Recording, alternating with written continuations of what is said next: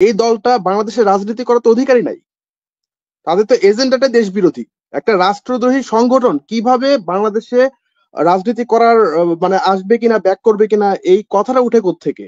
তো ডক্টর আলী রিয়াজের কাছে আমার প্রশ্ন, যে আপনি যে বললেন যে আওয়ামী লীগ ক্ষমা চাইলে যে তারা রাজনীতি করতে পারবে, তো যারা শহীদ হয়েছে আওয়ামী লীগ হরতাল বা ফিরে আসার প্ল্যান শিরোনাম যেটা, তো অন্তর্বর্তী সরকারের প্রতি জনগণের আশা খরগোশ কিন্তু খরগোশ ঘুমন্ত।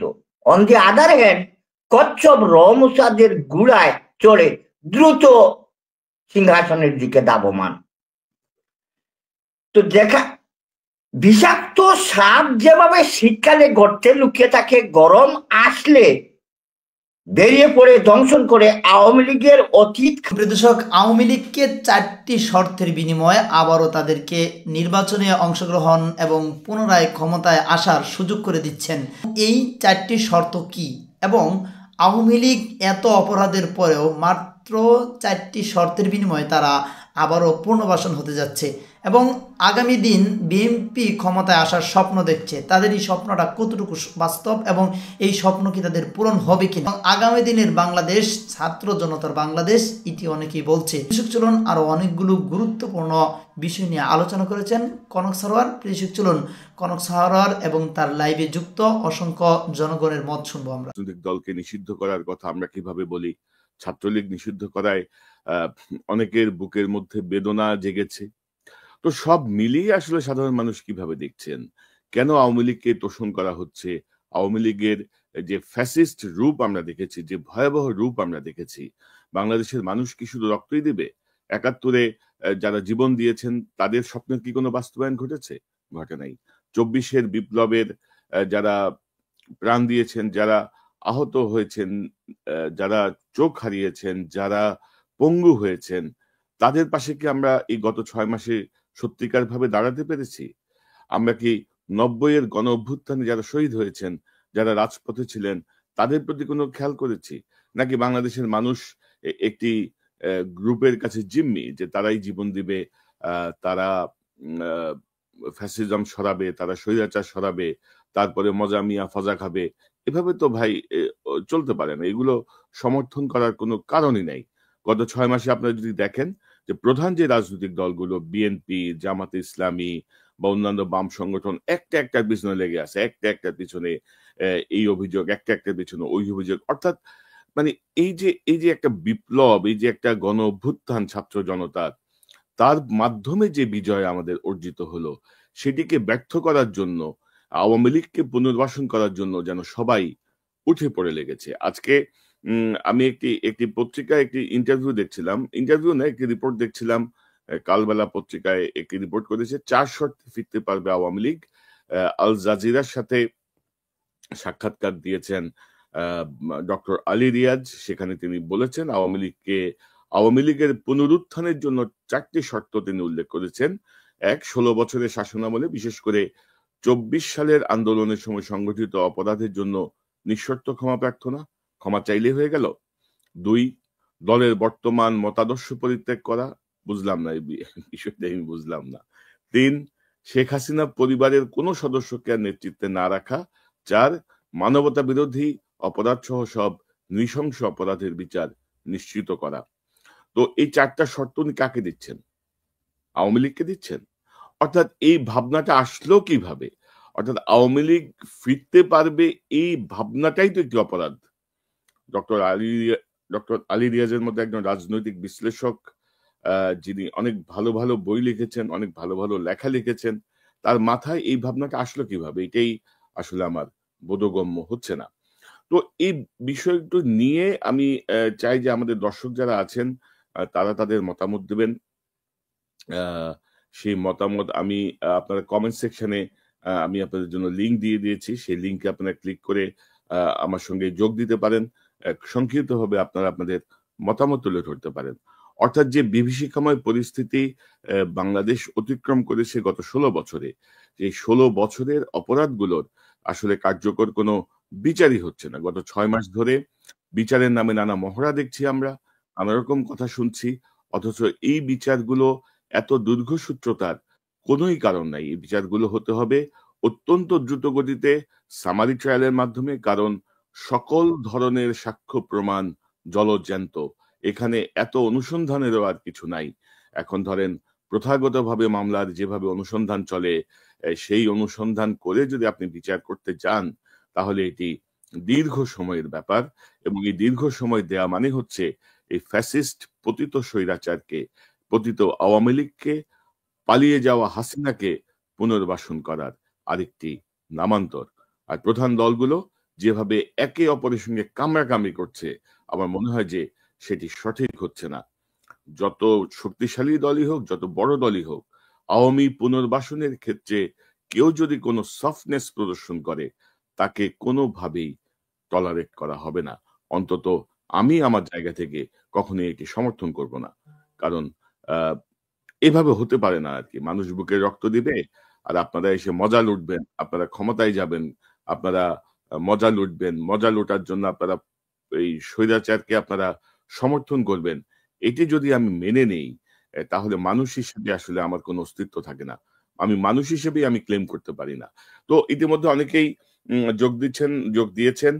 যারা যোগ দিয়েছেন আমি প্রত্যেকের কাছে অনুরোধ, অত্যন্ত সংক্ষেপে আপনারা আপনাদের মতামতটি দেবেন যেন অধিক মানুষের মতামত আমরা নিতে পারি। আমরা সবাইকে সংযুক্ত করে নিই। প্রাথমিকভাবে আমি আসলে 8-10 জনের বেশি সংযুক্ত করতে পারি না টেকনিক্যাল কারণে। যারা এখানে যোগ দিচ্ছেন দয়া করে আপনারা আপনাদের মাইকটা মিউট করে রাখেন। যখন আপনারা বলবেন তখন আপনাদের মাইকটা আনমিউট করে নেবেন, এবং খুব সংক্ষিপ্তভাবে আমরা আপনাদের মতামতটা নিতে চাই। দয়া করে কোনো ব্যক্তি আক্রমণ করবেন না। আপনারা আপনাদের মতামতটা দিন যে এই যে আওয়ামী লীগকে পুনর্বাসনের যে প্রচেষ্টা আমরা দেখছি বা আওয়ামী লীগ যে হরতাল ডাকছে সেটিকে আপনারা কিভাবে দেখছেন, আপনাদের মতামতটা নিতে চাই। প্রথমেই মাহির আপনাকে দিয়ে শুরু করি। জি, আসসালামু আলাইকুম।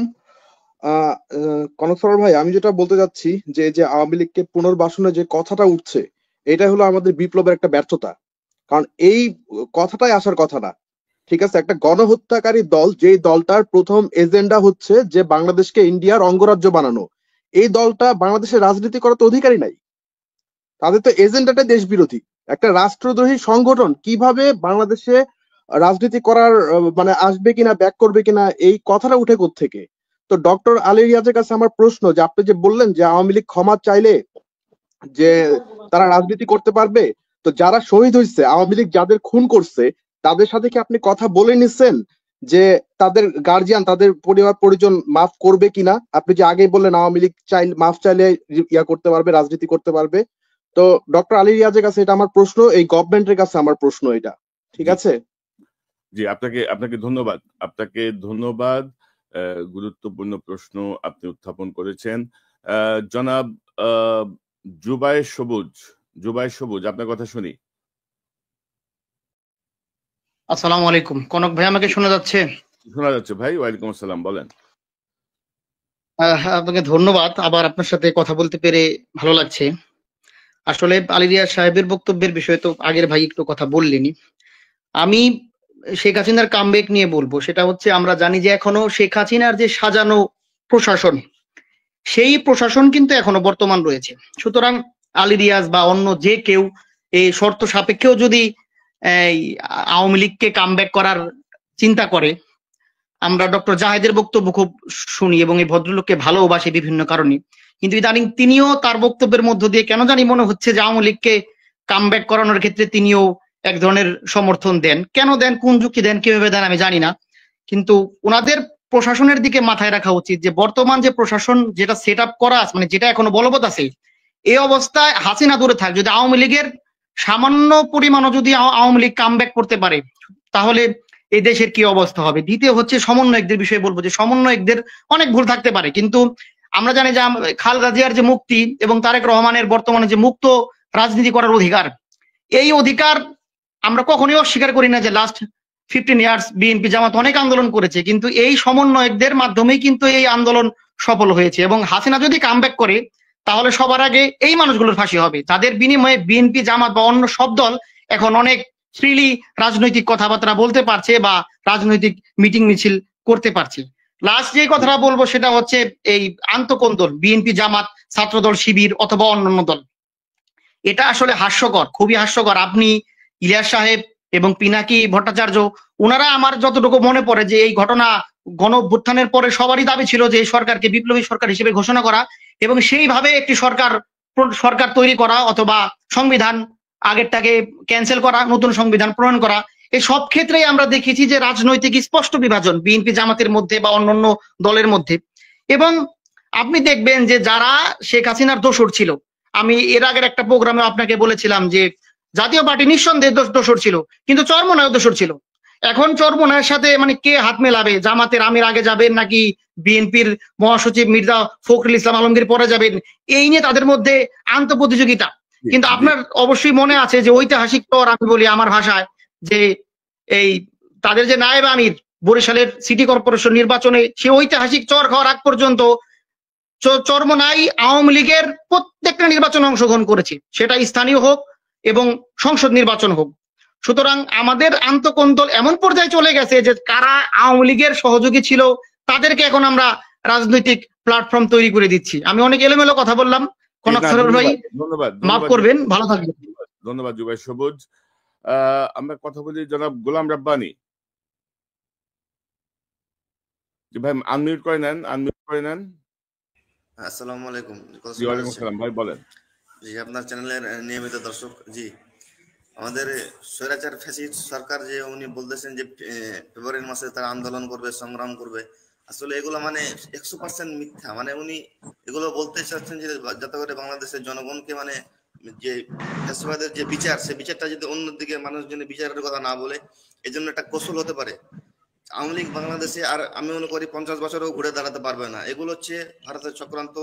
কিভাবে করে ফ্যাসিবাদের যে লুটপাট, দুর্নীতি, সীমাহীন দুর্নীতি, ভোট চোর, ডাকাতি, 17 বছরের জুলুম, এগুলো মানে কি ভাবে ঢাকা যায়। এই জন্য আমরা ফেব্রুয়ারিতে আন্দোলন করব। আমরা গত মাসে হয়তো একটা হরতালও দিয়েছিল, হরতালে কিন্তু একটা লোকও পাওয়া যায় না এই যে আওয়ামী লীগের হরতালের সমর্থনে কেউ রাস্তায় নেমেছে। সুতরাং এই এই এই এই সমস্ত কথাগুলো বলা একদম মানে আমি মনে করি যে এগুলো বলার দরকারই নাই, কারণ এই কথাগুলো বলাই হচ্ছে সময় নষ্ট করা। তারা 50 বছর ফিরতে পারবে না বাংলাদেশে। জি, আমরা আশা করি, কিন্তু ধরেন যে পরিস্থিতি তৈরি হয়েছে তাতে তারা এই জাতীয় কর্মসূচি ঘোষণা করার মতো সাহস পাচ্ছে। তারা এখন আবার আস্তে আস্তে আবারও মাথা চাড়া দিচ্ছে, তারা অনেক লেখালেখি করছে, তারা অনেক কথা বলছে, এবং আমি মনে করি যে আমাদের রাজনৈতিক দলগুলোর মধ্যে যে অনৈক্য, তাদের মধ্যে যে দ্বিধাগ্রস্ততা, এগুলোর কারণে তারা এই সুযোগটা পাচ্ছে। আর একটা কথা হচ্ছে যে আমরা কিছু রাজনৈতিক দল সেই সুযোগটা দিচ্ছে তাদেরকে। এখন আমাদের এই 5 আগস্টের পরে আমরা যেই কারণে আমরা স্বৈরাচার ফ্যাসিস্টের পতন ঘটিয়েছি, যে স্বাধীনতার বিপক্ষে শক্তি, স্বাধীনতার পক্ষের শক্তি, কে ভারতপন্থী, কে পাকিস্তানপন্থী, কিছু কিছু রাজনৈতিক দল কিন্তু তারা সেই আগের সেই ফ্যাসিবাদের চরিত্রকে কাজে লাগিয়ে বর্তমান যে দেশপ্রেমিক দলগুলো আছে তাদেরকে মানে সেই আগেরটা দিতে চাচ্ছে যে কেউ আমরা স্বাধীনতার পক্ষের শক্তি, তারা স্বাধীনতার বিরোধী, এগুলোর জন্য তারা সুযোগ পাচ্ছে। কিন্তু আমরা দৃঢ়ভাবে বিশ্বাস করি যে আমাদের 24-এর যে বৈষম্যবিরোধী ছাত্র আন্দোলন, তারা যে তাদেরকে যে বকের রক্ত ঢেলে ফ্যাসিস্টকে পতন করেছে, ভবিষ্যতে যদি ফ্যাসিস্ট স্বৈরাচার শেখ হাসিনা মাথাচাড়া দিয়ে বাংলাদেশে আসতে চাই, সেই ছাত্র জনতা, শ্রমিক জনতার, আম জনতা আবারও সেই 5 আগস্টের মতন রাস্তায় শহীদ হবে। কিন্তু আমরা ধন্যবাদ গোলাম রাব্বানী। জনাব আব্দুর রহমান, একটু সংক্ষেপে বলবেন। ওয়ালাইকুম আসসালাম ভাই। ভাই আমি ছোটভাবে যেটা বলতে চাই সেটা হচ্ছে যে এই সময় যে কিছু এলিট সোসাইটি যারা হচ্ছে আওয়ামী লীগের লোকজনকে টকশোতে নিয়ে আসতেছে, এদের কারণে আওয়ামী লীগ হচ্ছে সহজে সুযোগ নেওয়ার চেষ্টা করতেছে। তো যারা দেখছেন যে তারা আওয়ামী লীগ যেরকম করছে, এই কারণে এদেরকে প্রতিহত করার জন্য আগে হচ্ছে আমাদের নিজেদেরকে সচেতন হয়ে আওয়ামী লীগকে কিছুদিন বয়কট করে রাখতে হবে। এটাই হচ্ছে আমার প্রত্যাশা এবং আহ্বান থাকবে সবার প্রতি। ধন্যবাদ। জনাব ইমরান তাহির। আসসালামু আলাইকুম ভাই, আশা করি ভালো আছেন। আপনাকে এবং ইলিয়াস ভাই এবং পিনাকি দাদাকে ধন্যবাদ। এত সুন্দর মানে বাইরের দেশে থেকেও আমাদের সাপোর্ট দেওয়ার জন্য, এবং জুলাই বিপ্লবে যারা শহীদ হয়েছে তাদের প্রতি গুণাশ্রদ্ধ সালাম। আল্লাহ যেন তাদের বেস্ত নসিব। আমার যে কথাটা হচ্ছে, যে কথাটাতে আমি শুরু করতে চাই, এই গত 16 বছর আওয়ামী দোসররা যেভাবে লুটতরাজ করছে, এখনো আমলাতন্ত্র এবং প্রশাসনিক খাতে থাকার কারণে বিদায় তারা ফেব্রুয়ারি মাসে মানে হরতাল এবং বিভিন্ন কার্যক্রম করাতে সুযোগ পাচ্ছে। এই আমলাতন্ত্র এবং প্রশাসনিক খাত থেকে যতদিন পর্যন্ত আওয়ামী দোসরদের না তাড়ানো যাচ্ছে, ওই ততদিন পর্যন্তই তারা ইন্ডিয়া থেকে বাইরে থেকে হাজার হাজার টাকা, বিলিয়ন বিলিয়ন টাকা খরচ করে এই দেশের বিরুদ্ধে অপপ্রচার চালাবে। এর জন্য আমি বলবো, উপদেষ্টা আসিফ নজরুল যে সবকিছু চোখে দেখে, সে ভারতীয় প্রজাতন্ত্র দিবসও যেতে পারে, কিন্তু একজন শহীদ, একজন শিক্ষার্থীর রাস্তায় নামে তাদের দৃষ্টি চোখে পড়ে না। এবং ডক্টর জাকির যে করছে নির্বাচন নিয়ে করছে, উনি যে একটা প্রস্তাব দিয়েছে যে আওয়ামী লীগ যদি জনগণের কাছে ক্ষমা চায় তাহলে তাকে নির্বাচন আসতে, এটা হচ্ছে তার আমার মনে হয় সবচেয়ে বড় একটা বোকামি। যারা 16 বছর এত কাল ধরে আমাদের অত্যাচার করছে তাদের নির্বাচনে আসার কোনো প্রশ্ন হয় না। ধন্যবাদ। জি, ধন্যবাদ।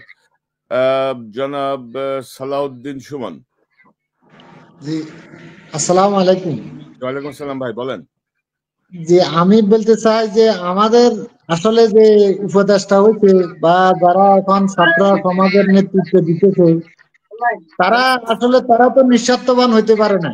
কারণ আমরা যে একটা গণতান্ত্রিক প্রক্রিয়ায় ভালো একটা আমরা সমাজ তৈরি করবো, সেখানে তো আপনার তাদের কোনো অগ্রণী ভূমিকা নেই। তারা সবাই স্বার্থবাজের মতো আচরণ শুরু করে দিচ্ছে।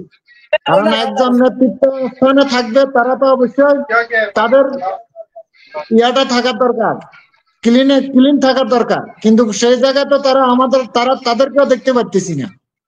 তো আমি মনে করি যে এই স্বৈরাচার দুঃশাসনের যে যারা ছিল, তাদেরকে যদি পুনর্বাসন করে সবারই ক্ষতি হবে। এই দেশের জনগণ আমরা ঐক্যবদ্ধ থাকতে হবে। এই দেশের জনগণ যদি জনগণের কাতারে যদি আমাদের শক্তি যদি না হয়, তাহলে কাউকে আমরা বিশ্বাস করতে পারতেছি না, না জামাত, না বিএনপি, না ছাত্র সমাজ।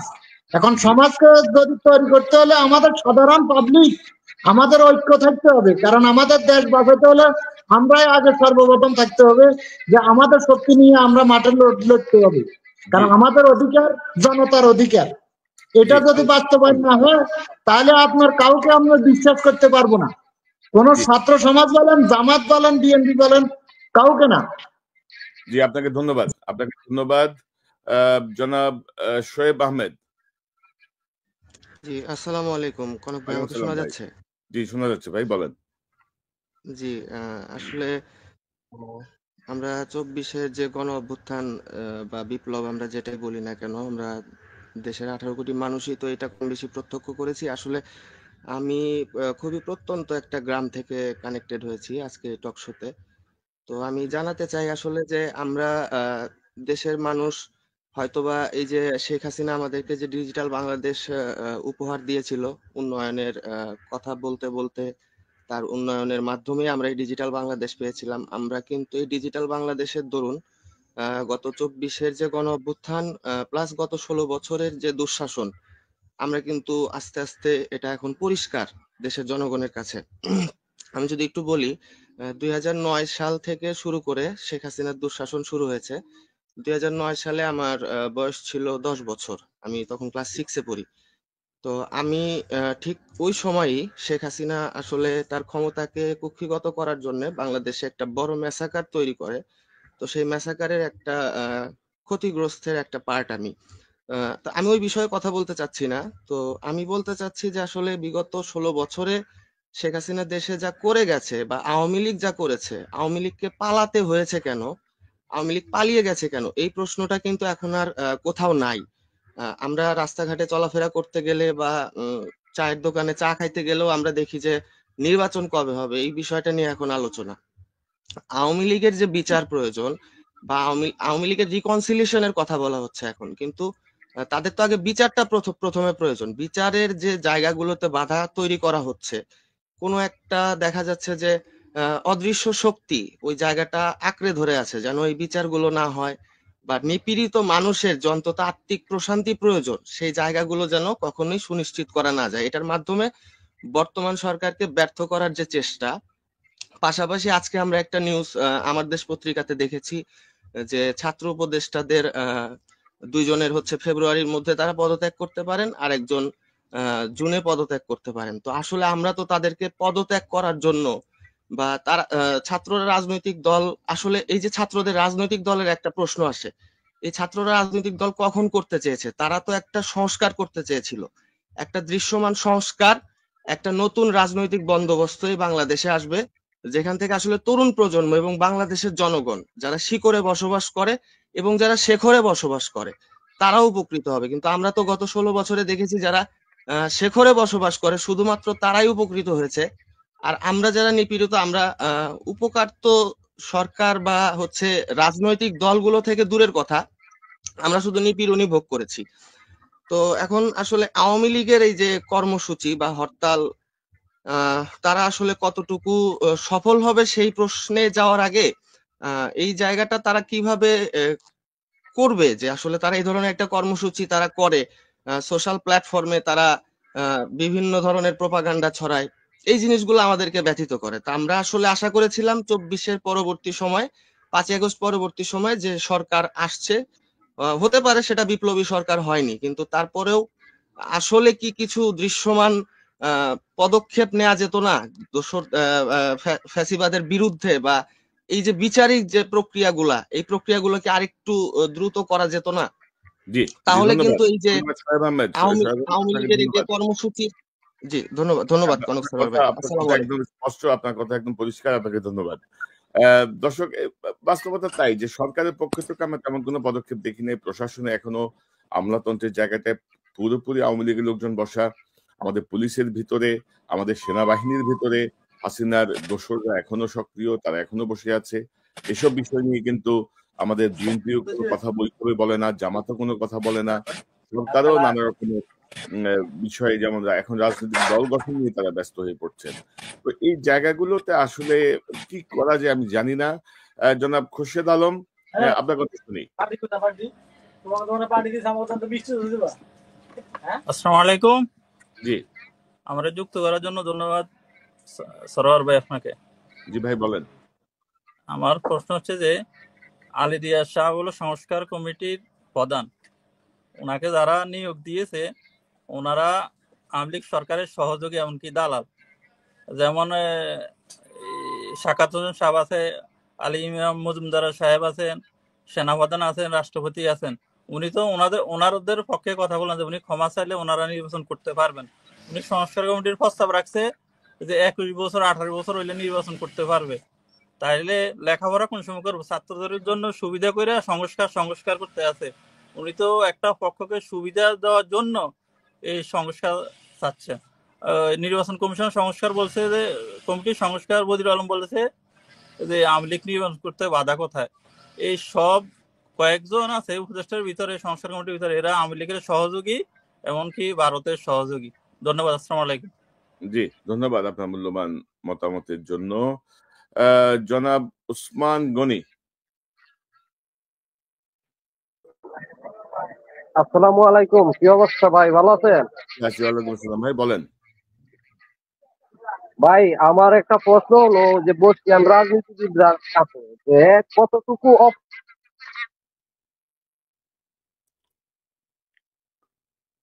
আপনার নেটে একটু সমস্যা হচ্ছে নাই যে আওয়ামী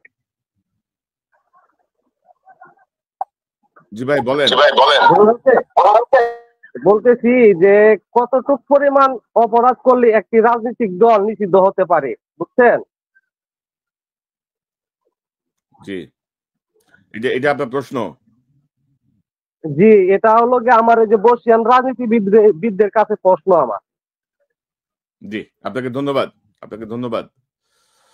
উসমান গনি। জনাব জাহাঙ্গীর সাহেব বলেন।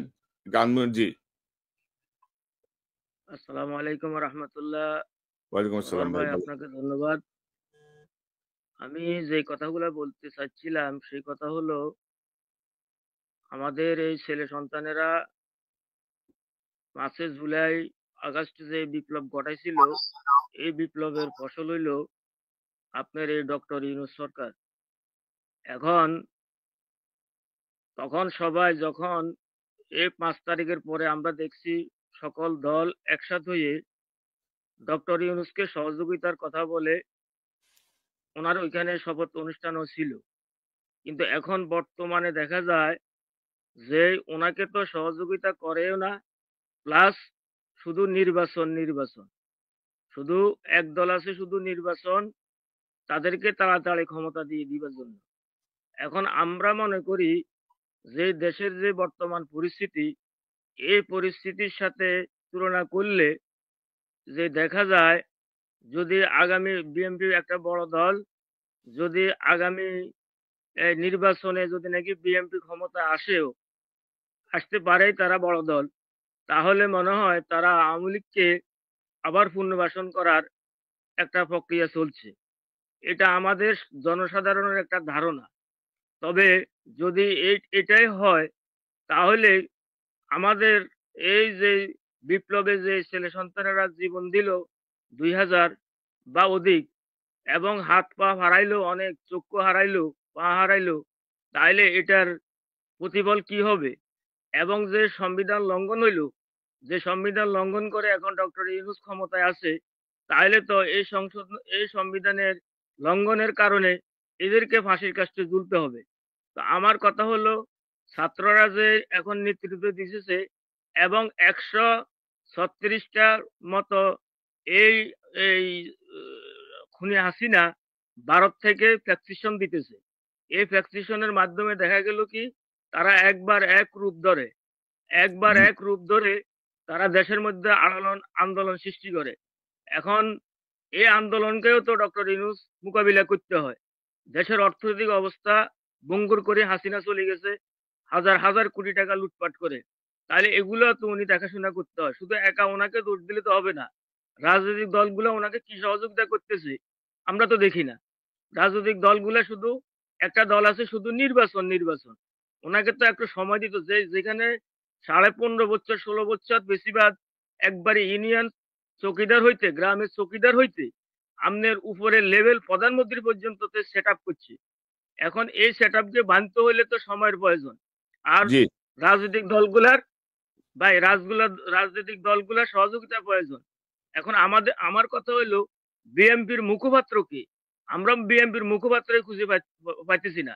বিএনপির তারেক রহমান বলে একরকম, মির্জা ফখরুল ইসলাম বলে একরকম, রিজভী বলে আরেক রকম, দুদু বলে আরেক রকম, এইভাবে তাদের কথাবার্তা। তাহলে এই দেশের জনগণ কি এর উপরে আশা করে বসে থাকবো? আমরা মনে করি ছাত্ররা একটা রাজনৈতিক দল করে ছাত্ররা এই দেশের নেতৃত্বে আসা উচিত বলে আমরা মনে করি। জি ধন্যবাদ জাহাঙ্গীর ভাই। আলম সাহেব, ধন্যবাদ। জনাব বাপ্পি ভাই আনমিউট করে নেন। জি আনমিউট করে নিতাম। আসসালামু আলাইকুম, আমার কথা শুনতে পাচ্ছেন? জি শুনতে পাচ্ছি ভাই, বলেন। হ্যাঁ, কনক স্যার, আমি আপনার যে অনুষ্ঠানে সবাইকে আমি আন্তরিক অভিনন্দন জানাই। আপনারা বারবার ঠিক আছে ফ্যাসিস্ট হাসিনা ফ্যাসিস্ট সবকিছু বলতেছেন। এই বর্তমানে যেভাবে চলতেছে দেশ, ঠিক আছে, আমরা শেখ হাসিনার দুঃশাসন বলুন, করুণ শাসন বলুন, হটকারিতা বলুন, একনায়কতন্ত্র বলুন, সবকিছু ঠিক আছে। এত কিছুর পরও শেখ হাসিনা যতটুকু উন্নত করছে, ঠিক আছে, আজকে প্রত্যেকটা জায়গায় মব চলতেছে, কেউ কারো কথা মানতেছে না, দেশের আইন শৃঙ্খলা পরিস্থিতির চরম অবনতি। আপনি নিউজ একটা নিশ্চয় দেখছেন, চট্টগ্রামে একটা শিবিরের ছেলে সাজ্জাদ নাম প্রকাশ্যে পুলিশকে কি হুমকি দিচ্ছে, ঠিক আছে। তো আমরা তো এরকম বাংলাদেশ চাই না, ঠিক আছে। আপনি বিএনপির কথা বলতেছেন, আগামী নির্বাচনে বিএনপি আসবে, এখন থেকেই তো তারা শুধু খাওয়া, বাস স্ট্যান্ড, টেম্পু স্ট্যান্ড সব দখলের মধ্যে আছে। তো এদেরকে দিয়ে আপনি কিভাবে সংস্কার করবেন? আপনি ডক্টর ইউনূসের সাহেব একটা বিষয় আমি আপনার সঙ্গে যোগ করি যে ধরেন বিএনপি কোনোভাবে কিন্তু এটাকে সমর্থন করছে না, জামাতও সমর্থন করছে না, যেখানে চাঁদাবাজি হচ্ছে যাই হচ্ছে। আপনি যদি দেখেন যে কিন্তু আমার কথা হচ্ছে যে বাস স্ট্যান্ড, টেম্পু স্ট্যান্ড এখন থেকে তারা কোনো ক্ষমতা আসেনি স্যার। আমি আসছি আপনার কাছে। আপনি যা বলছেন কথাগুলো সত্যি, এবং এটা সত্যি, এটার প্রমাণ হচ্ছে বিএনপি পর্যন্ত 600 বা 700 নেতাকর্মীকে বহিষ্কার করেছে। সো এটা জি সত্যি, কিন্তু বাস্তবতা জি যেটা হচ্ছে যে আইন শৃঙ্খলা পরিস্থিতির যে অবনতি, এটি জি সরকার ঠেকাতে পারছে না। আপনি যদি দেখেন জি ইসকন জি ছাত্রলীগ, অটোরিকশা জি আন্দোলন ছাত্রলীগ, জি শিক্ষার্থীদের আন্দোলন সেখানে ছাত্রলীগ, আওয়ামী লীগ, জি সব জি যে ভজঘট জি অবস্থা, সেখানে জি আপনার আমাদের প্রধান রাজনৈতিক দলগুলোর মধ্যে কোনো কি জি বলবো ঐক্য নাই। তারা জি ঐক্যবদ্ধভাবে সরকারকে সহায়তা করারও চেষ্টা নাই। তারা জি প্রত্যেকের মধ্যে কামড়াকামড়ি করছে, যে বিষয়টা আমি বলতে চাচ্ছি। জি না, আপনার কথা আমি বুঝতে পারছি, কিন্তু শেখ হাসিনা থাকা অবস্থায় দেশের ভারসাম্য ছিল, ঠিক আছে, সে একনায়কতন্ত্র কায়েম করছে। এখন যে পরিস্থিতি, এর বিপক্ষে একনায়কতন্ত্র যখন থাকে তখন কারো কোনো জি কথা বলার অধিকার থাকে না। হ্যাঁ, ওইটাকে ভারসাম্য বলা যাবে না। বাপ্পি সাহেব, জি আপনাকে জি অ্যাডভোকেট আব্দুল আজিজ ভাই, আনমিউট করে নেন। জি বলেন।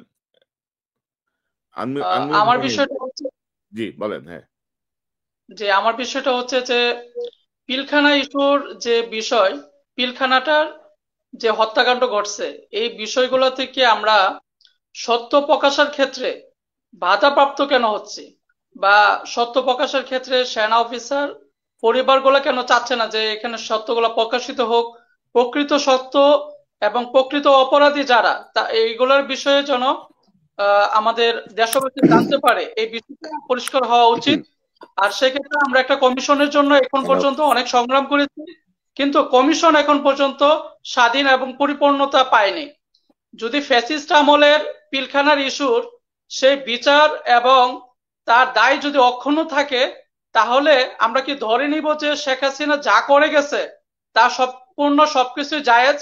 তাহলে শেখ হাসিনা যে এই পিলখানা ইস্যুতে, পিলখানায় যে হত্যাকাণ্ডটা ঘটাইলো তার ইন্ধনে বা তাদের সহযোগিতায়, তাহলে এই তাদের বিচার যদি এখনো চলমান থাকে এবং ওইটাকেই যদি সেনা পরিবারগুলো বা শহীদ পরিবারগুলো মেনে নেয়, তাহলে ন্যায় বিচারের প্রশ্নে এখানে কি মানে একটা হযবরল আছে কিনা?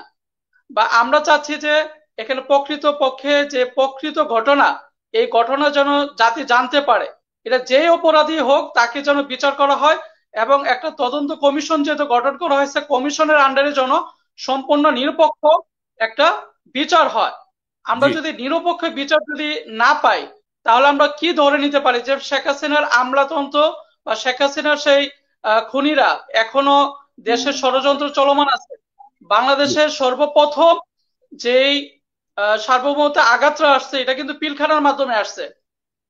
সেখানে জি আপনাকে 57 জন ধন্যবাদ। অফিসার যেরকম মারা গেছে, তেমনি ভাবে আমাদের 74 জন সর্বমোট একদিন মানে 25 এবং 26 তারিখে মারা যায় 74 জন। সেক্ষেত্রে পরবর্তীতে রিমান্ডের নামে নির্যাতন করে কিন্তু মারা হয় 47 জনকে, এবং জেলখানায় মারা যায় 54 জন।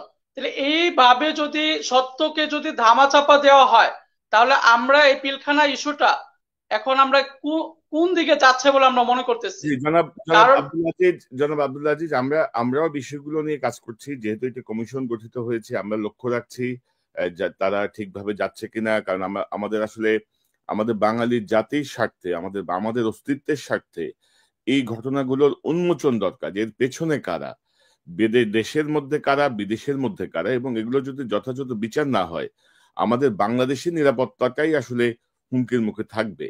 তো আমরা এখনো পর্যন্ত আমরা যে কমিশন তার উপর আস্থা রাখছি। এখন পর্যন্ত আমরা অন্তর্বর্তীকালীন সরকারের উপর আস্থা রাখছি। যদি কিছু আমরা এখানে আমি বলি, নিশ্চয়ই আমরা যদি কোনো কমিশনের বিষয়টা, কমিশন যদি দুইটা মামলায় যদি তারা যদি অন্তর্ভুক্ত না হয়, বা দুইটা মামলার যারা আসামি ছিল তাদেরকে যদি জিজ্ঞাসাবাদের জন্য কোনো ইয়া না থাকে, মানে স্পেস না থাকে, তাহলে আমরা সত্যটা কিভাবে জানবো? ওই দিন তো সৈনিকরা ওইখানে ছিল, যেমন প্রথম প্যারাতে বলা আছে যে আব্দুল আজিজ, আপনার কথা আমি বুঝতে পেরেছি, আপনাকে ধন্যবাদ। আমার প্রচুর দর্শক লাইনে আছেন, সবার সঙ্গে কথা বলতে হবে, আপনাকে ধন্যবাদ। জনাব মোমেন স্পেন থেকে।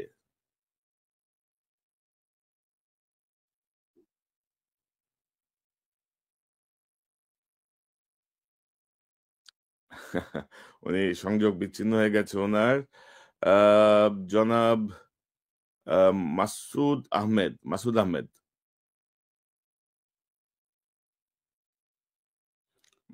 আনমিউট করে নেন আপনি। জি জি, বলেন। আমার কথা কি শোনা যাচ্ছে? জি শোনা যাচ্ছে ভাই, বলেন। জি, সারোয়ার ভাই আপনাকে অসংখ্য ধন্যবাদ। আসলে আপনার অনুষ্ঠান নিয়মিতই দেখা হয়। আমি দুইটা সেগমেন্টে একটু আমাকে সময় দিবেন। এক নম্বর হলো আসলে সরকারটা গঠন যেভাবে করার দরকার ছিল, শুরুতে ওই যে 3 দিন, এই 3 দিনের ল্যাপসটা আমরা ঘাটতিটা পুরো পাচ্ছি,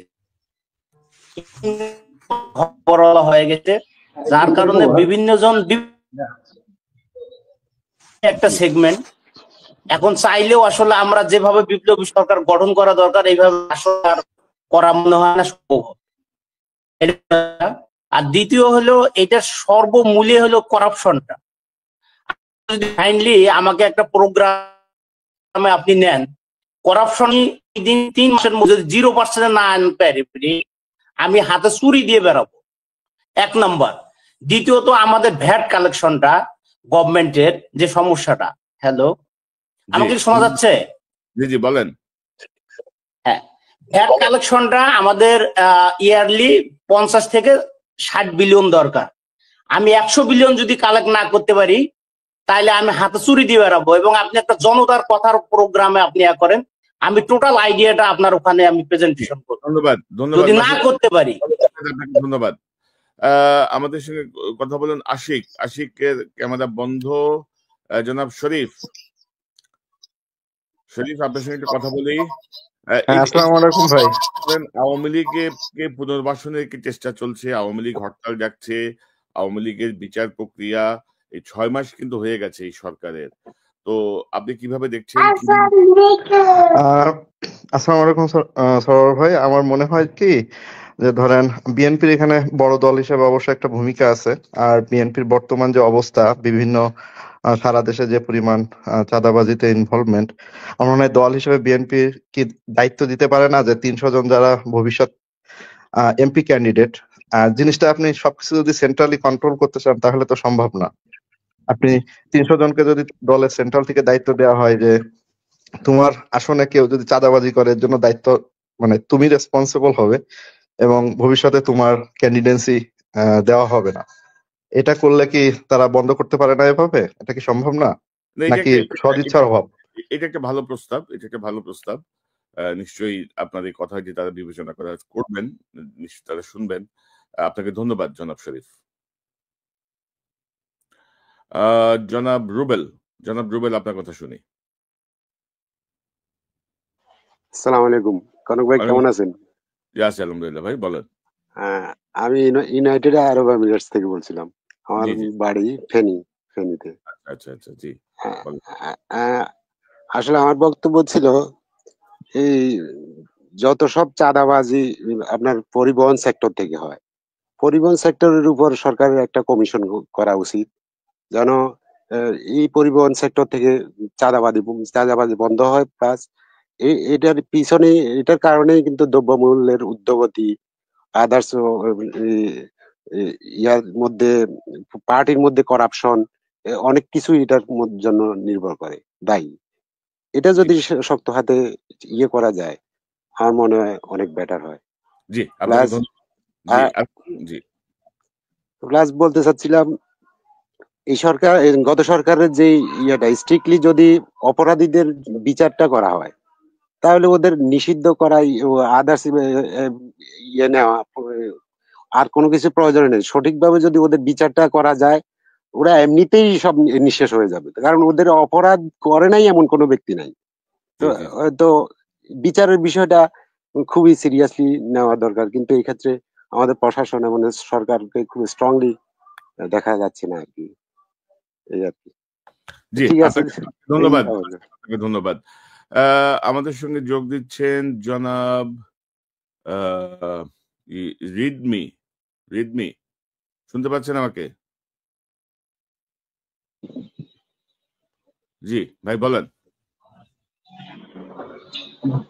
ভাই আলী রিয়াজ বলছে আওয়ামী লীগ যদি ক্ষমা চায় তাইলে ওরা নির্বাচন করতে পারবে। এই যে আমার 2022 শহীদ হয়েছে, তো তাদের রক্তের কি কোনো দাম নাই ভাই? আমার ধরেন একটা সাপোজ, আমি দেখে যাই আলী রিয়াজের সন্তান যা আছে সব খুন করে লাইলাম। খুন করে আমি আদালতের কাছে যাই করলাম আমার ভুল হয়ে গেছে, আমার মাফ করে দেন, আমার ভুল হয়ে গেছে, আমার মাফ করে দেন। আদালতকে আমার মাফ করবো? আমার তো একটা বিচার হইব।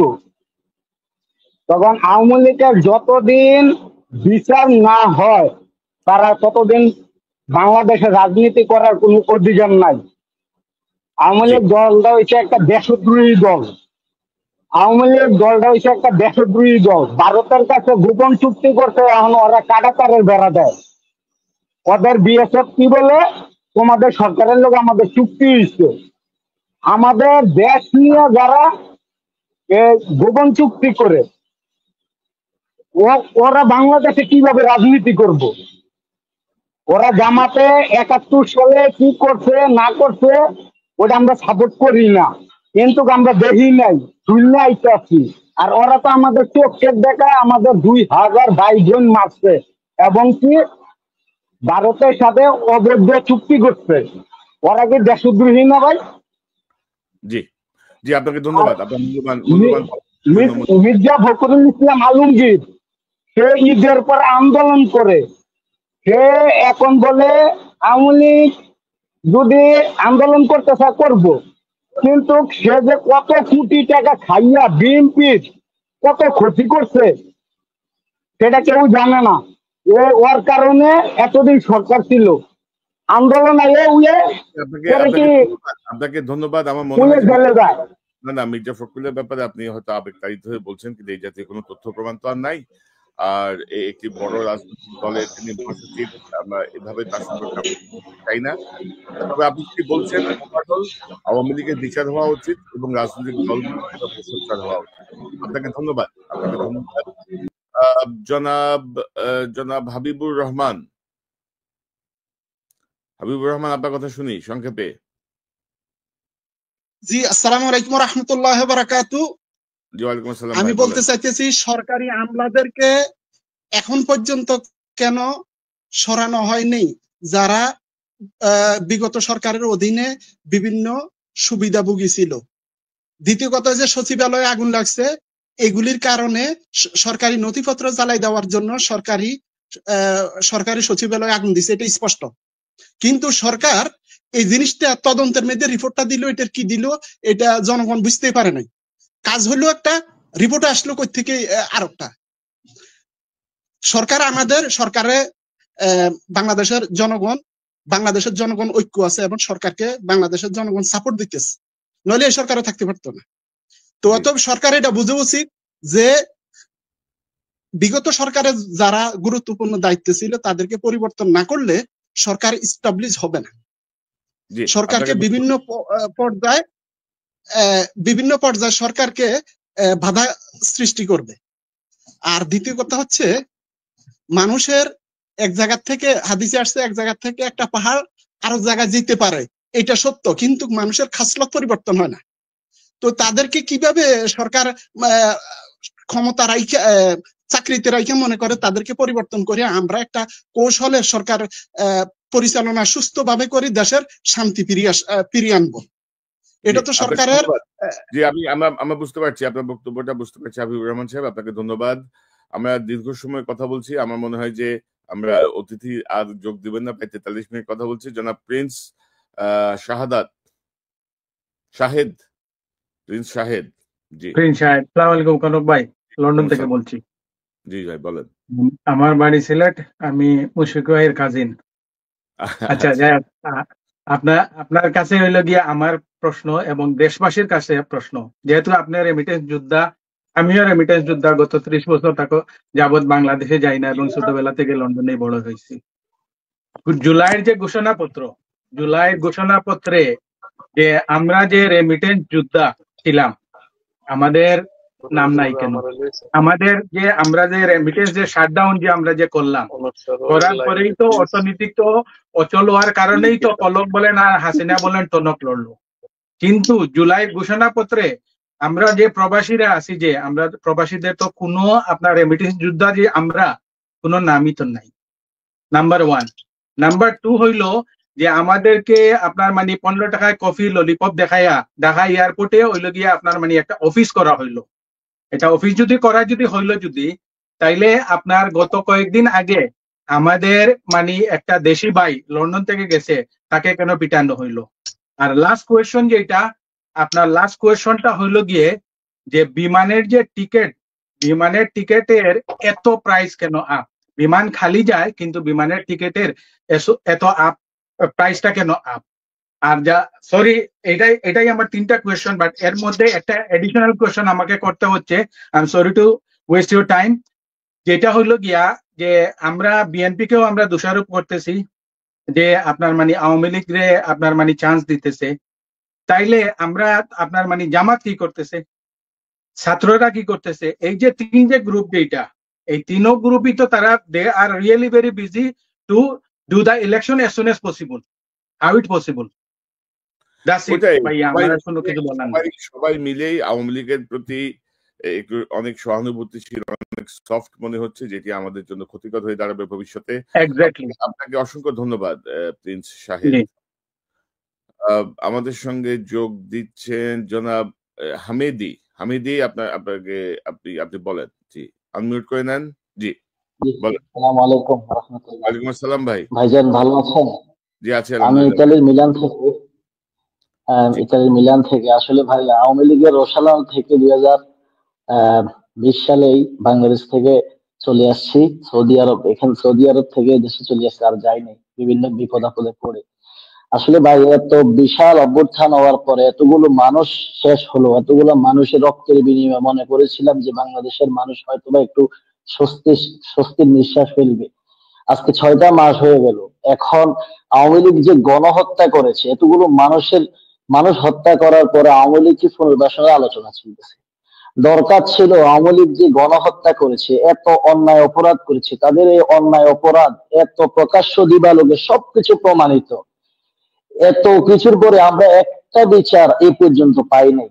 উচিত ছিল এদের যে সমস্ত গুন্ডা বাহিনী আছে, সন্ত্রাস বাহিনী, যারা প্রকাশ্যে দিবালোকে এত মানুষের সামনে পাখির মতো গুলি করে মানুষ হত্যা করেছে, এদের দরকার ছিল ইউনূস সরকারের প্রথম 2 মাসে মিনিমাম 10 থেকে 20টা মানুষকে সার্টিফাই করে একেবারে বাইতুল মুকাররমের সামনে এনে প্রকাশ্য দিবালোকে এদেরকে মৃত্যুদণ্ড কার্যকর করা। এটা দিয়ে পুরো দেশটাকে যাতে করে প্রত্যেকটা মানুষের সামনে একটা আতঙ্ক তৈরি করা পারা যায়, যাতে আওয়ামী লীগের বিরুদ্ধে একটা কঠিন থেকে কঠিন একটা ত্রাস, একটা ভীতি যাতে সঞ্চার হতো ভালো করে। যদি এটা করতে পারতো তাহলে আজকে 6 মাস পরে এসে বিচার না করে আওয়ামী লীগকে পুনর্বাসনের আলোচনা হয়, এদিকে আবার জাতীয় মিডিয়া গুলো প্রচার করে। এই দৃশ্য দেখার পরে ভাই পুলিশের রক্তক্ষরণ হয়। আওয়ামী লীগের দ্বারা আমরা এত নির্যাতিত, এত মানুষ হত্যা করলো, দেশের এত টাকা লুট করলো, এত কিছু করার পরেও এখন খুব দুঃখ লাগে ভাই যে বিএনপি এত বড় দল, তারা সেগুলো বিচারের করার জন্য বর্তমান সরকারকে সহযোগিতা না করে তারা টেম্পো স্ট্যান্ড, বাস স্ট্যান্ড সব জায়গায় দখলদারি নিয়ে তারা ব্যস্ত আছে। এটা আমি মনে করি বিএনপি এত বড় দল, তারা দায় এড়াতে পারে না। আর আমি মনে করি ছাত্র জনতার যে দল, তারা ছাত্ররা যতই কথা বলে, আমি মনে করি সরকার তো ছাত্রদের নেতৃত্বে সব দলেরই আছে, ঠিক আছে, কিন্তু ছাত্রদের কথা চলতেছে না কেন প্রশাসন? আর এই যে যাদেরকে নিয়ে গঠন করছে, যারা বসে আছে উপদেষ্টা মন্ডলী, এটা কি কাজ করে? 6 মাসে এদের সফলতা কি? কোনো কিছু প্রয়োজন ছিল আওয়ামী লীগের যে এদের বিরুদ্ধে আজকে এত ক্ষোভ, প্রয়োজন শুরুতে প্রয়োজন ছিল কিছু তাদেরকে উপযুক্ত শাস্তি দেওয়া, শাস্তি কার্যকর করে এরপরে তাদেরকে এগুলা করা। ধন্যবাদ ভাইজান সাহেব, আপনাকে ধন্যবাদ। আসলে কথা ওইটাই আমরা বলছি যে বিএনপি, জামাত বা অন্যান্য সকল দল মিলে যে ঐক্য থাকার কথা ছিল বিচারের প্রশ্নে, সরকারের উপর চাপ সৃষ্টি করার যে বিষয়টি ছিল, বা সরকারের যে দায়িত্ব ছিল, গত 6 মাসে আসলে কোনো বিচারই হয় নাই। তারা এখনো এখানকার কাগজ ওইখানে নিচ্ছে, ওইখান থেকে এখানে আনছে, তাদের বক্তব্য হচ্ছে অমুক হেল্প করে না, অমুক হয় না। এসব তো শোনার জন্য আমরা এদেরকে বসাই নাই। খুব সংক্ষেপে জনাব হাসান, আপনার কাছ থেকে শুনি খুব সংক্ষেপে। আনমিউট করে নেন ভাই। জি জি, আসসালামু আলাইকুম স্যার। ওয়ালাইকুম আসসালাম ভাই, বলেন। আমি দুবাই থেকে বলছিলাম। জি, গতকালকে একটা পোস্ট ভাইরাল হয়েছিল ফেসবুকে যে বিএনপি এবং জামাতের উপর যে হামলা মামলা হয়েছিল, তখন ওই একটা ছেলে লিখছিল যে তার বাবা এবং বিএনপি জামাতের একজন নেতা, তার ছেলে লিখতেছিল যে তার বাবা এবং বিএনপির সিনিয়র একজন নেতা যখন আওয়ামী লীগ তাদের উপর বা রাষ্ট্রীয় যন্ত্র তাদের উপর হামলা মামলা করছিল, তারা ইউনাইটেড ছিল, একসাথে ছিল, একে অপরের দুঃখে একসঙ্গে ছিল। কিন্তু এখন কি হয়ে গেল, ক্ষমতার দ্বন্দ্বে সবাই কেন এভাবে হয়ে গেল আল্লাহ মালুম, বা কারা এর পিছনে ইন্ধন দিতেছে, এটা আসলে খোঁজা দরকার। তারা আমাদের মধ্যে বিভ্রান্তিটা করতেছে। আর আরেকটা কথা, আমি আপনাকে অবশ্য মেল করছিলাম, আপনি হয়তো আপনার ব্যস্ততার কারণে দেখেন নাই। আসলে আমরা যারা ইউআই তে আছি তাদের বিশাল একটা সমস্যা হচ্ছে ভিসা সংক্রান্ত সমস্যা। তো একটা আশার বিষয় ছিল যে কিছুদিন আগে সম্ভবত দুবাইয়ের কনসুলেট একটা ঘোষণা করছিল, সম্ভবত ফেব্রুয়ারির মধ্যে হয়তো ভিসা চালু হইতে পারে। তবে ওইখানে সম্ভবত ভিজিট ভিসা সহ অল্প কিছু ক্যাটাগরির ভিসা চালু হওয়ার সম্ভাবনা আছে। যদি আমাদের সরকারের পক্ষ থেকে এম হাসান, আপনি এই ভিসার বিষয়টা নিয়ে দয়া করে আমাকে যদি আরেকবার ইমেল করেন, আমি এটা নিয়ে আলাদা করে ফোকাস করব। আপনাকে ধন্যবাদ। আপনাকে ধন্যবাদ। জনাব রায়হান মুস্তাফিজ, বলেন ভাই, আনমিউট করে নেন। জি বলেন ভাই, আপনার কথা আপনার আনমিউট করতে হবে ভাই। শুনতে পাচ্ছেন? আসসালামু আলাইকুম। জি শুনতে পাচ্ছি। জি ওয়ালাইকুম আসসালাম, বলেন। আমার কথা হলো যে গত 6 মাসে আসলে কি কোনো সংস্কার হয়েছে? আমার তো মনে হয় না। এখন বিষয় হলো যে আমার মনে হচ্ছে যে প্রত্যেকেই কেন জানি বিএনপির পিছনে লেগে আছে, মানে দোষ দেওয়া এটা সেটা। তারা চাঁদাবাজি করতেছে, অন্যায় করতেছে, ভালো কথা। দল তো তাদের সাথে সম্পর্ক রাখতেছে না, সরকার কেন তাদেরকে ধরতেছে না? দল থেকে বলা হচ্ছে এদেরকে ধরে ইচ্ছা মতন শাস্তি দিবে। সরকার কি তাদেরকে ধরতেছে? কাউকে কিন্তু ধরতেছে না, কিন্তু ভালোভাবে তাদেরকে দোষ দেওয়া হচ্ছে। আর আমি দেখছি আমার নিজের এলাকাতে, আমি দেখছি যে জামাত বিএনপি সারাজন একসাথে ছিল, সেই জামাতের একজন নেতা ওপেনলি মসজিদে এসে বলে বসলো, আপনারা 1 স্বৈরাচার বিদায় করে আরেক স্বৈরাচারকে চান কিনা। এইখান থেকে দ্বন্দ্বের শুরু, এইখান থেকে তাদের মধ্যে দ্বন্দ্বের শুরু, এবং সেটা এখন প্রকট আকার ধারণ করছে ভাই। এখন আমার বিষয় হলো যে 6 মাসে কি 100 জন অপরাধীকে গ্রেপ্তার করছে সরকার? করে নাই কিন্তু। প্রত্যেকটা দিন আন্দোলন, প্রত্যেকটা দিন এই দাবি সেই দাবি, অমুক দাবি তমুক দাবি, যত অযৌক্তিক দাবি, কিছুই কি হ্যান্ডেল করতে পারে নাই তো।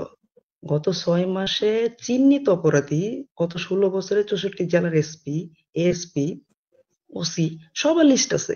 কয়জনকে সরানো হয়েছে বলেন? কাউকে কিন্তু সরানো হয় নাই।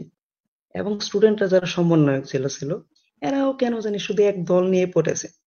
বিএনপি জাহান্নামে যা, বিএনপির কি অন্যায় শাস্তি দিবে, দল থেকে বলা হয়েছে। বিএনপি সহযোগিতা করতেছেন এই কথা বলতেছে, বিএনপিকে একবারও বলছে অপরাধীর কাউকে ধরেন না, কাউকে শাস্তি দিয়েন না। আপনারা বারবার বললেন বিএনপি এটা বাধা দেয় সেটা বাধা দেয়। বিএনপির দাবি অনুযায়ী যদি সবই হইতো, তার নির্বাচনের কথা বললে তো আপনারা কেন রাজি হন না? বিএনপি নির্বাচন সেটা তো রাজি হন না কেন? বিএনপি সব কথা আপনারা রাজি গেছেন, নির্বাচন রাজি হন না। রাহেল মুস্তাফিজ, আপনি অত্যন্ত গুরুত্বপূর্ণ একটা পয়েন্ট বলেছেন যে ধরেন বিএনপি কিন্তু এ পর্যন্ত দল থেকে মানে 500-700 লোককে কিন্তু বহিষ্কার করেছে বিভিন্ন অভিযোগে, কিন্তু স্থানীয় প্রশাসন কিন্তু কোনো ব্যবস্থা নিচ্ছে না, পুলিশ কোনো ব্যবস্থা নিচ্ছে না। আমাদের আওয়ামী পন্থী মিডিয়া গুলো কিন্তু এই বিষয়গুলোকে ওইভাবে সামনেও আনছে না। তো যার ফলে ধরেন বিএনপি কোণঠাসা করার একটা প্রচেষ্টা আছে। আর সবচেয়ে দুর্ভাগ্যজনক হচ্ছে এই মুহূর্তে বিএনপি, জামাত বা অন্যান্য দলের মধ্যে যে অনৈক্য, তাদের মধ্যে যে টানাপোড়েন, এগুলো আসলে আওয়ামী লীগকে সুবিধা করে দিচ্ছে। তো এই জায়গাটা নিশ্চয়ই তারা যদি বুঝেন তো ভালো, না বুঝলে আমাদেরকে আরো বড় বিপর্যয়ের মধ্যে পড়তে হবে। আপনাকে অসংখ্য ধন্যবাদ রাহেল মুস্তাফিজ। জনাব আব্দুর রহিম, আপনার কাছ থেকে শুনি। হ্যালো, আসসালামু আলাইকুম কনক ভাই। আপনি এখানে যে বিষয়টা দিলেন যে 6 মাস পরে আওয়ামী লীগ বাংলাদেশে হরতাল ডাকতেছে, আমি ওই যে আজকে কর্নেল হাসিন ভাই একটা টক শোতে বলছিলেন আওয়ামী লীগ ইজ ফার্স্ট, আওয়ামী লীগ নিয়ে আলাপ করাটাই আমাদের বৃথা। এবং ওই যে সাকিব আলী ভাই বলছেন আমি শুধু আপনাকে একটা কথা বলবো, আমি আজকে অনেকদিন যাবত এই টক শো এগুলো দেখার পর আমি চিন্তা করলাম যে ডক্টর ইউনূস স্যারকে বোঝার জন্য উনার কিছু বই পড়ি। এবং আপনি দেখেন আমি উনার কিছু বই কিনে আনছি, এর মধ্যে এই যে একটা বই হলো যোগ্য প্রার্থী আন্দোলন। আমি যদি আপনার এই অনুষ্ঠানটা আমাদের দেশ নায়ক তারেক রহমান স্যার দেখেন, আমি উনার উদ্দেশ্যে বলবো আপনার মাধ্যমে, পৃথিবীতে এমন একজন রাজনীতিবিদ দেখান যার পিতা এবং মাতা দুইজনে একটা দেশের রাষ্ট্রপ্রধান ছিলেন। সুতরাং একমাত্র আপনার তারেক রহমান, আপনার চাওয়া এবং পাওয়ার কোনো কিছু বাকি নেই। আমি আপনাকে অনুরোধ করব এই ডক্টর ইউনূস স্যারের এই যোগ্য প্রার্থী আন্দোলন এই বইটা একটু পড়বেন এবং বিএনপির নেতৃবৃন্দকে বলবে বইটা পড়বেন। এই বইটার একটা জায়গায় ডক্টর ইউনূস স্যারের সাথে আমাদের শহীদ রাষ্ট্রপতি জিয়াউর রহমানের একটা সাক্ষাৎকার বা একটা ইন্টারভিউর কথা আমি পড়লাম একটু আগে, যে গ্রাম সরকার নিয়ে যখন ডক্টর ইউনূস স্যার বলছিলেন তখন শহীদ রাষ্ট্রপতি জিয়াউর রহমান উনার এই ধারণাটাকে গ্রহণ করছিলেন। বাট তখন যে স্থানীয় সরকার মন্ত্রী ছিলেন ক্যাপ্টেন আব্দুল হালিম, উনি এটা মেনে নিতে পারেন নাই, উনি এটার পক্ষে ছিলেন না। তখন শহীদ রাষ্ট্রপতি জিয়াউর রহমান ডক্টর ইউনূস স্যারকে বলছিলেন আপনি আমার প্রশ্নের উত্তর দেন। এবং শহীদ রাষ্ট্রপতি জিয়াউর রহমান কোনো টিভিতে না, কোনো গণভবনে না, কোনো বঙ্গভবনে না, এই গাইবান্ধার সাদুল্লাপুর একটা গ্রামের একটা তাল গাছের নিচে বসে ডক্টর ইউনূস স্যারকে উনি প্রশ্ন করছেন আর ডক্টর ইউনূস স্যার থেকে প্রশ্নের উত্তরগুলো নিয়েছেন। তাই আমি বলবো আপনারা যারা বিএনপির যারা আছেন এই যোগ্য প্রার্থী আন্দোলন বইটা পড়েন, শহীদ রাষ্ট্রপতি জিয়াউর রহমানকে বুঝেন, ডক্টর ইউনূস স্যারকে বুঝেন। আর যারা আওয়ামী লীগ আসার স্বপ্ন দেখেন উনাদেরকে বলে দিই ইট ইজ ফার্স্ট, এটা নিয়ে আলাপ করে কোনো লাভ নেই। আর আমি বর্তমান সরকারের উদ্দেশ্যে একটা কথা বলবো, আমি দেশ নায়ক তারেক রহমানকে একদিক থেকে ধন্যবাদ জানাই। উনি যে পরিমাণ বিএনপির নেতাদেরকে বহিষ্কার করছে, নিশ্চয়ই তারা দেশ বিরোধী, রাষ্ট্র বিরোধী, আমাদের সংস্কার বিরোধী কাজ করার কারণে, অন্যায় কারণে বহিষ্কার করেছে। উনি যে অপরাধে তাদেরকে বহিষ্কার করছে, আমার দৃষ্টিকোণ থেকে বর্তমান সরকারের উচিত ছিল যতজনকে বহিষ্কার করছে প্রত্যেককে গ্রেপ্তার করে ওদেরকে ডিম থেরাপি দেওয়া দরকার ছিল, যে তোমাদেরকে কেন তারেক সাহেব দল থেকে বহিষ্কার করছে, তোমরা কি অপরাধ করছো। ধন্যবাদ আব্দুল রহিম। আমরা আপনার কথা বুঝতে পেরেছি, মূল কথা যে সব রাজনৈতিক দলগুলো। জনাব বাইজিদ রহমান, আপনার কাছ থেকে শুনি। কনক ভাই আসসালামু আলাইকুম। আমি নিউ ইয়র্কের ব্রঞ্জ থেকে আপনার সাথে ফোনে কয়েকবার কথা হয়েছিল, আলম ভাইয়ের সাথে যে আমি কাজ করেছিলাম।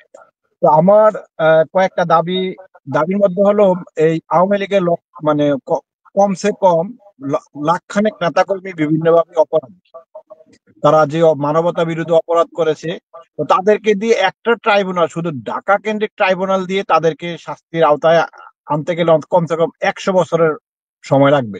তো আমি চাচ্ছি প্রত্যেক জেলায় জেলায় ট্রাইব্যুনাল গুলা ছড়িয়ে ছিটিয়ে দেওয়া হোক, প্রতিটি জেলায় জেলায় যেন তাদেরকে শাস্তির আওতায় এবং দ্রুত তদন্ত করলে তাদেরকে দ্রুত শাস্তির আওতায় আনা যাবে।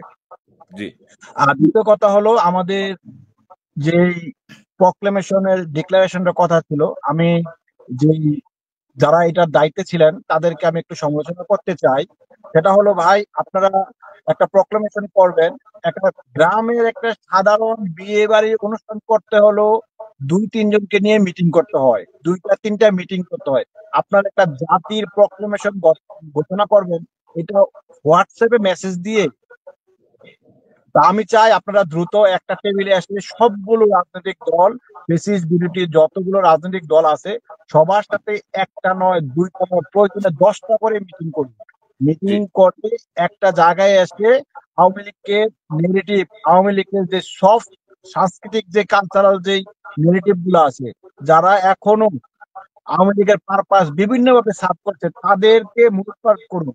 আজকে 6 মাস হলো, কয়টা ওয়েব সিরিজ হয়নি, কয়টা নাটক হয়েছে, কয়টা কবিতা হয়েছে, কয়টা গল্প হয়েছে, কয়টা উপন্যাস হয়েছে, তাদেরকে মোকাবেলা করার জন্য আমি চাই যে কালচারাল যে আমাদের দল গুলা ছিল তাদেরকে পরিষ্কার করে সৃজনশীল, আরো বেশি মানুষকে টাচি গল্প, উপন্যাস, সত্য কাহিনী আপনারা এগুলো প্রচার করার ব্যবস্থা করুন।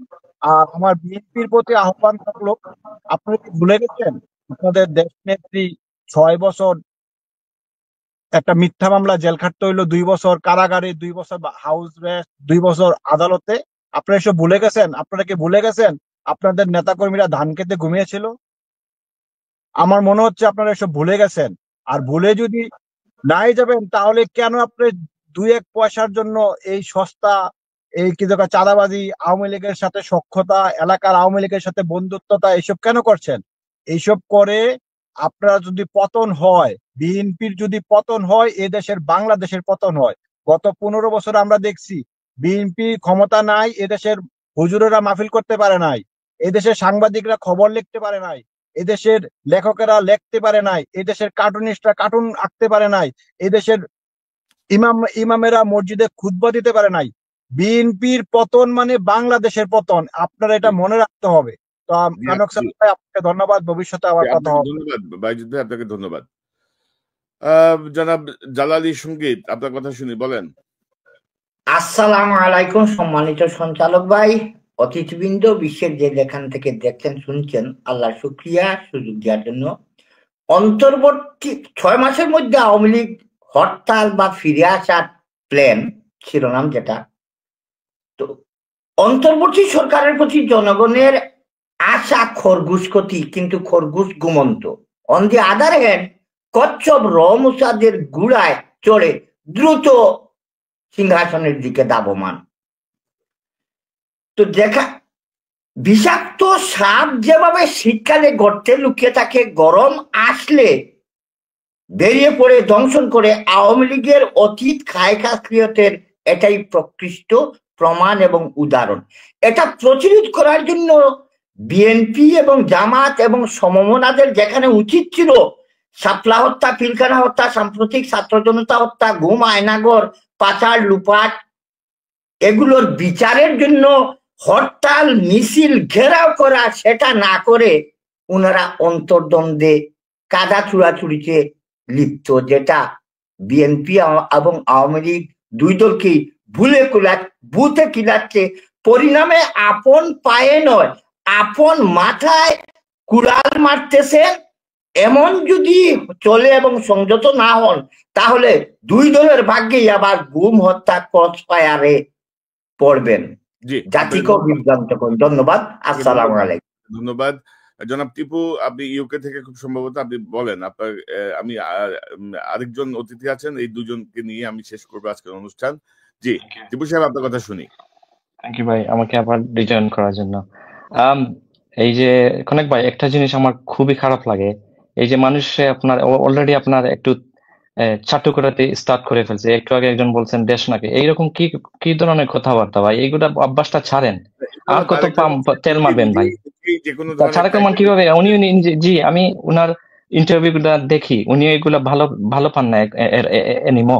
কারণ আমাদের এই যে আপনি ইউএসএ থাকেন আর ইউকে তে আমরা থাকি, একটা সভ্য দেশের culture completely different. Tarique Rahman তো আপনার গত 15-20 বছর ধরে আপনার ইউকে তে আছেন, উনি অনেক জিনিস অ্যাডপ্ট করছেন বাংলাদেশে। আমি আজকে বুঝতে পারতেছি যে তারেক রহমান ওই ধরনের এই যে একটা আপনার ক্যারেক্টারিস্টিক্স আর ভালো মানে ভালো লাগে না। বা এনিওয়ে, মেইন জিনিস আমি শেয়ার করতে চাই, আওয়ামী লীগ বাংলাদেশ না, বাংলাদেশ মানে আওয়ামী লীগ না, বাংলাদেশ জনগণের বাংলাদেশ।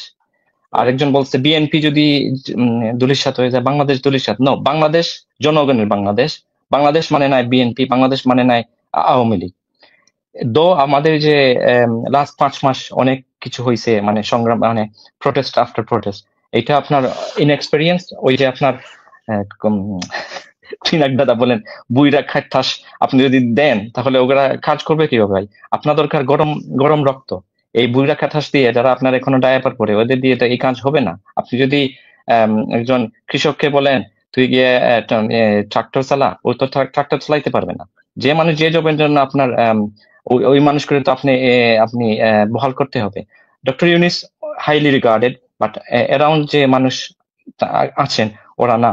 আর বিএনপি আপনার যদি এই যে চাঁদাবাজি আর এইসব যদি বন্ধ না করে, তারা বুঝতেছে যে ওরা যদি ইলেকশন হয় গ্রান্টেড পাস, ওই দিন কাল চলে গেছে। হাসিনা যদি 36 দিনে যাইতে পারে, 15-16 বছর এই যে আপনার ফ্যাসিস্ট গভর্নমেন্ট, আপনার বিএনপি যদি আবার এই সেম জিনিস করে, ওদের কি 36 ঘন্টা লাস্ট করতে পারবে? ওদের চিন্তা করা উচিত। এখন ধরেন এটা ভেরি আনফরচুনেট যে ধরেন দলের শীর্ষ কমান্ড থেকে আপনি যদি দেখেন যে ক্রমাগত আহ্বান জানানো হচ্ছে, ক্রমাগত শাস্তিমূলক ব্যবস্থা নেওয়া হচ্ছে, কিন্তু তারপরও হয়তো মাত্রা কিছুটা কমে আসছে, কিন্তু কমে নাই এখনো। মানুষ ক্ষুব্ধ, বারবার এগুলো আসছে। এবং ধরেন এরকম একটা পরিস্থিতিতে মানে কে কার শত্রু, আমার শত্রুই চিহ্নিত করতে পারছে না বিএনপি জামাত। মানে বিএনপি জামাতের মধ্যে যখন মিত্রতা প্রয়োজন তখন তারা পরস্পরের শত্রু হয়ে গেছে, বা অন্যান্য দলগুলো যখন একটা ঐক্যবদ্ধ প্ল্যাটফর্ম থেকে এই সরকারকে সহযোগিতা করা উচিত, বিচারের কাজটা আগায় নেওয়া উচিত, সেখানে ধরেন নির্বাচন, এই দাবি ওই দাবি, নানা কিছু দিয়ে বিভ্রান্ত হচ্ছে। ডিস্ট্রাকশন চাই বা এখন জনাব টিপু, আপনাকে ধন্যবাদ। আমার প্রায় আরেকদিন শরীর খবর ইনশাআল্লাহ। আসসালামু আলাইকুম। কথা হবে। না, thank you very much, appreciate. জি দর্শক, এতক্ষণ যারা এই অনুষ্ঠান শুনলেন নিশ্চয়ই আপনি আলোচনা মর্মার্থ উপলব্ধি করতে সক্ষম হবেন। মাত্র 6 মাসের মাথায় হাসিনার দল আওয়ামী লীগ হরতালের ডাক দিচ্ছে। এগুলো অবশ্য অনেক আওয়াজ, এগুলো আপনারা জানেন যে হাসিনা চট করে ঢুকে যাব, হ্যান করব ত্যান করব, আপনারা ফেসবুকে প্রায় দেখবেন অমুক নেতা যে কোনো সময় আসছে, নানাভাবে তারা তাদের পরাজিত নেতা কর্মীদেরকে চাঙ্গা রাখার চেষ্টা করছে, নানা রকম কিছু হচ্ছে। কিন্তু এই যে দুঃসাহস, এই যে 6 মাসের মাথায় এসে এই যে অবস্থাকে আমরা দেখছি, বিচারের যেই ধীর গতি, বিরোধী রাজনৈতিক দলগুলো বা সমমনা রাজনৈতিক দলগুলোর মধ্যে যে বিরোধ, সে বিরোধ কিন্তু হাসিনাকে শক্তিশালী করছে। পাশাপাশি সরকারে যারা আছেন তারা বিচার বা এইসবের চেয়ে অনেক বেশি মনোযোগী মনে হচ্ছে নতুন দল গঠনে। তো সব মিলিয়ে একটা তালগোল পাকানো অবস্থা আর কি। এই অবস্থাটা থেকে আমরা মুক্তি চাই। এই অবস্থাটা থেকে কি করতে হবে সে বিষয়টি নিয়ে সাধারণ মানুষ তাদের বেশ কিছু মতামত তুলে ধরেছেন। আশা করি রাজনৈতিক দলগুলো সেটি বুঝতে সক্ষম হবেন এবং প্রত্যেকেরই বক্তব্য এই মুহূর্তে আমাদের একটি দর্শক শুনছিলেন আমাদের বক্তব্যগুলো এবং বুঝতে পেরেছেন আগামী দিন বাংলাদেশে কি হতে যাচ্ছে, এবং বিশেষ করে আওয়ামী লীগকে ক্ষমার দৃষ্টিতে দেখা হচ্ছে এবং আওয়ামী লীগকে 4টি শর্তের বিনিময়ে তাদেরকে যে ক্ষমা করে দেওয়া হচ্ছে, এমন কথা বলা বা এমন সিদ্ধান্তে পৌঁছা, এটা আসলে কতটুকু মানে জ্ঞানের কাজ করেছে বা কতটুকু মেধা নিয়ে তারা কাজ করছে। আসলে এটি কোনো মেধা বা জ্ঞান আমি বলবো না, এটা একটা চক্রান্ত বা এটা আওয়ামী লীগকে পুনর্বাসন করার জন্য এটি একটি নতুন করে ছদ্মবেশে একটি চক্রান্ত হচ্ছে। এই চক্রান্তে আসলেও আওয়ামী লীগ যদি বিজয়ী হতে পারে, অর্থাৎ তারা যদি 4টি শর্তের বিনিময়ে যদি পুনরায় তারা পুনর্বাসন হতে পারে, তাহলে হতে পারে বাংলাদেশের ছাত্র জনতার বা সাধারণ মানুষের যারা এই বিপ্লবটি করেছে তাদের জন্য বিপদ, এবং বিএনপি এবং জামাতের জন্য কিন্তু বিপদ। আজকে বিএনপি বুঝতে পারছে না তারা দেশের জনগণের সাথে দুর্ব্যবহার করছে, চাঁদাবাজি করছে, এবং বিএনপির বিভিন্ন নেতারা যে কার্যকলাপ চালাচ্ছে এটি আসলে জনগণের মন উঠে যাচ্ছে বিএনপি থেকে। তাহলে বিএনপি যদি আগামী দিন ক্ষমতায় না বসতে পারে, তাদের যে স্বপ্নই থেকে যায়, তাহলে কারা বসবেন? এবং জামাতকে অনেকেই বলছে যে তারাই ক্ষমতায় বসতে পারে। জামাতকে যদি ক্ষমতা বসে তাহলে বিএনপির অবস্থা কী হবে? এবং ছাত্ররা যে নতুন দল গঠন করছে তারা যদি কোনোভাবে ক্ষমতায় চলে যায়, তাহলে বিএনপির যে আজকের চাঁদাবাজি বা আওয়ামী লীগকে পুনর্বাসন করার জন্য যে তারা সহায়তা করছে, সেই কিন্তু তারও কিন্তু খেসারত দিতে হবে বিএনপিকে। অতএব আমরা বলবো আওয়ামী লীগের বিচার নিশ্চিত, তাদেরকে নির্বাচনে অংশগ্রহণ করা প্রশ্নই আসে না, তাদের কোনো শর্ত নেই। এক শর্ত, তারা কমপক্ষে 15 বছর নির্বাচনের ক্ষমতার বাহিরে থাকবে এবং এই 15 বছর তারা বিগত দিনের যে কুকর্ম করেছে তার প্রায়শ্চিত্ত ভোগ করতে হবে।